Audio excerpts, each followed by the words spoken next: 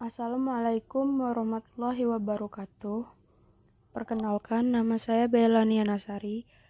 Saya berasal dari program studi ilmu kelautan Universitas Bengkulu. Di sini saya akan menjelaskan sedikit tentang hasil review jurnal saya yang berjudul Analisis Perubahan Hutan Mangrove Menggunakan Data Penginderaan Jauh di Pantai Bahagia, Muara Gembong, Bekasi. Jurnal ini dibuat oleh Nana Suwargana, peneliti Pusat Pengembangan Pemanfaatan dan Teknologi Penginderaan Jauh 8. Jurnal Penginderaan Jauh, volume 5 dan tahun terbit 2008. Sebelum masuk ke isi jurnalnya, saya akan sedikit menjelaskan tentang apa itu ekosistem mangrove.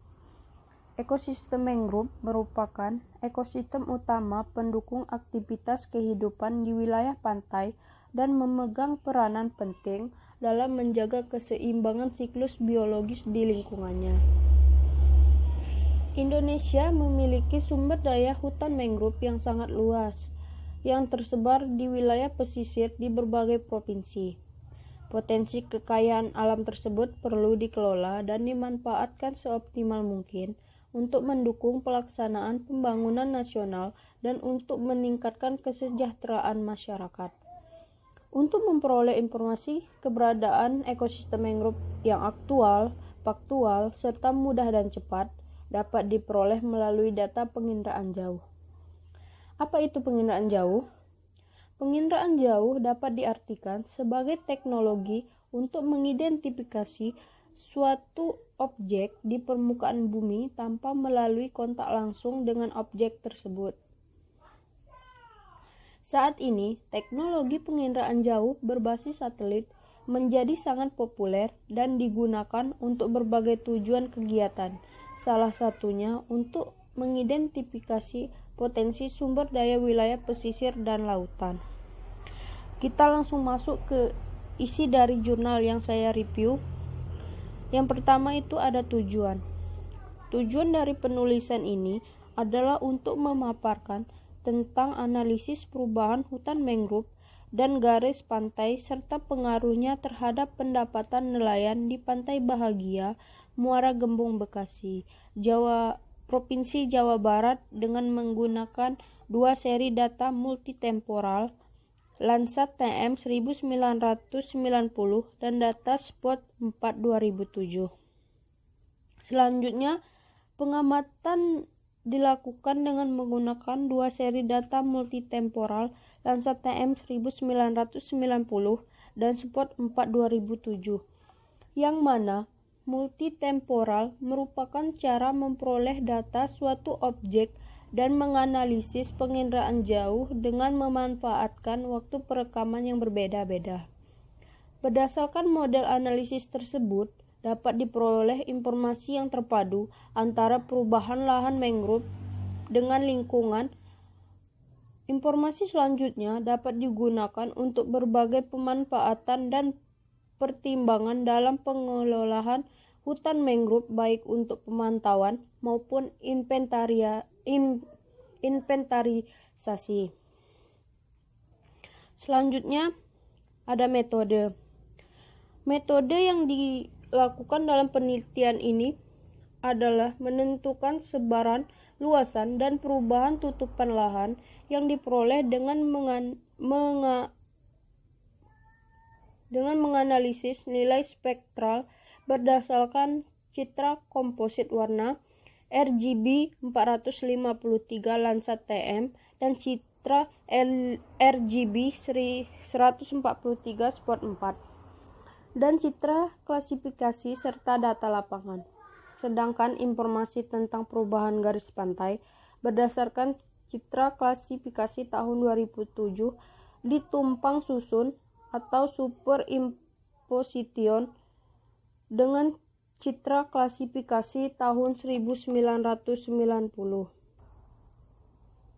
Hasil analisis data multitemporal menunjukkan bahwa yang pertama, perubahan hutan mangrove selama 17 tahun dari tahun 1990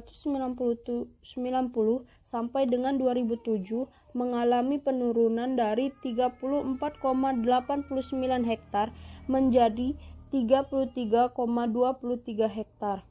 Dan hasil tumpang susun garis pantai Citra terklasifikasi tahun 2007 dengan garis pantai Citra terklasifikasi tahun 1990 ditemukan terjadi abrasi dan akresi.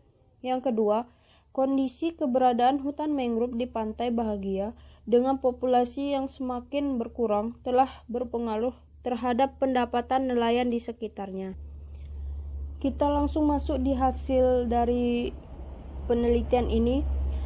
Bisa kita lihat di gambar 41 dan 42 yang mana hasil dari penajaman citra memperlihatkan bahwa jenis tutupan lahan di pinggir pantai adalah jenis vegetasi atau yang berwarna merah kegelapan, yang menunjukkan lahan tersebut adalah objek mangrove. Identifikasi lahan tambak menggambarkan bentuk pematang dan berkotak-kotak dengan warna hitam hingga biru tua. Objek warna tersebut menunjukkan bahwa lahan tersebut digenangi air dan berlumpur atau tanah basah, atau lahannya tidak tergenang air atau kering yang nampak seperti lahan tanah terbuka. Sedangkan pada gambar 4-3 dan 4-4 menunjukkan perbedaan kehalusan dan kejelasan dari kenampakan citra tersebut. Hal tersebut disebabkan karena perbedaan resolusi spasialnya.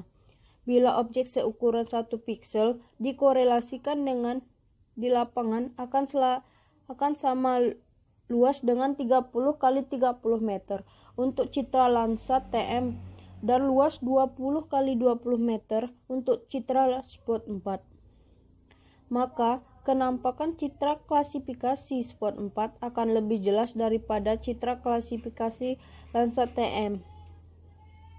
Sedangkan gambar 4-5 dan 4-6, pada kedua gambar tersebut nampak tumbuhan mangrove tumbuh berdekatan, memanjang, dan saling berjauhan. Nampak terdistribusi di sekitar pinggiran garis pantai, atau bisa dilihat itu tumbuh lebat, dan sungai serta tumbuh di sekitar lahan tambak yang terdistribusi dengan kerapatan jarang-jarang.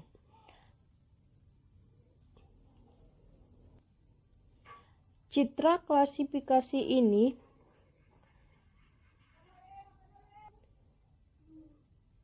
telah dilakukan dengan pengeditan yang berulang-ulang sehingga diperoleh ketelitian yang cukup optimal dengan referensi menggunakan citra kombinasi Landsat TM dan citra kombinasi Spot 4 serta data lapangan. Kita lihat pada gambar 4.8 yang merupakan lahan mangrove overlay tahun 2007 dengan 1990. Perubahan yang terjadi dijumpai adanya pengikisan atau abrasi dan penambahan daratan atau ekresi. Dari fenomena ini dapat diamati pertumbuhan daripada hutan mangrove selama kurun waktu 17 tahun. Di wilayah yang terjadi abrasi, pohon mangrove tampak sebagian banyak yang hilang. Namun sebaliknya di wilayah yang terjadi akresi, tumbuhan mangrove tumbuh dengan subur, sehingga populasi hutan mangrove nampaknya sedikit berubah. Itu bisa kita lihat di gambar 4.8. Selanjutnya pada gambar 4.9 bisa kita lihat bentuk lahan yang datar, menunjukkan bahwa lahan tersebut merupakan tempat yang berpotensi untuk pertumbuhan hutan mangrove. Sehingga hasil penajaman citra komposit warna nampak jelas bahwa objek vegetasi di garis pantai dengan warna merah kegelapan dan bentuk rona halus, bergerombol dan banyak tumbuh lebat di sekitar pinggiran sungai-sungai kecil. Data lapangan itu bisa kita lihat pada gambar 4.1 Pada gambar 4.10 bisa kita lihat sebaran hutan mangrove, nampak pula lahan bertambak yang lebih luas, di mana di area lahan tambak sedikit sekali atau jarang tumbuh mangrove.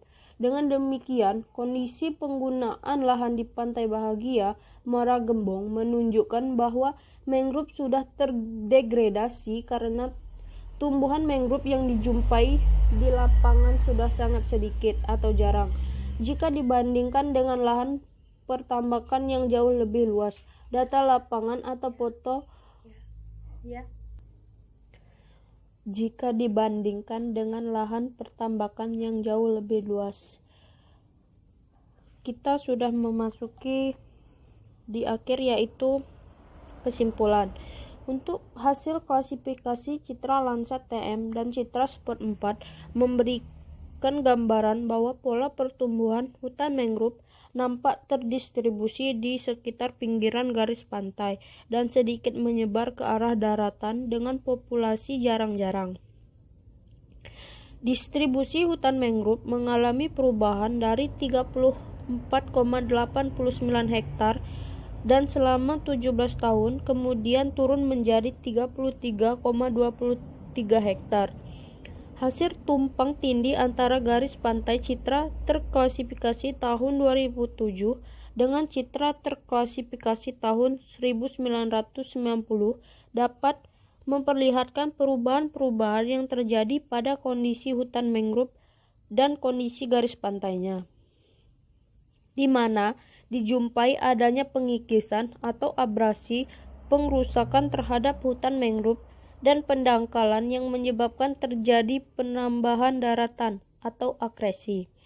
Potensi hutan mangrove di Muara Gembong sudah berkurang karena pengembangan lahan tambak sudah meluas. Hutan mangrove nyaris habis berubah fungsi. Selain menjadi lahan pertambakan, banyak hutan mangrove rusak karena abrasi. Hal tersebut menyebabkan fungsi hutan mangrove sebagai perlindungan hewan sudah tidak berdaya lagi, sehingga menyebabkan penurunan hasil penangkapan ikan bagi nelayan tangkap. Maka kondisi keberadaan hutan mangrove di Pantai Bahagia dengan populasi yang semakin berkurang telah berpengaruh terhadap pendapatan nelayan di sekitarnya.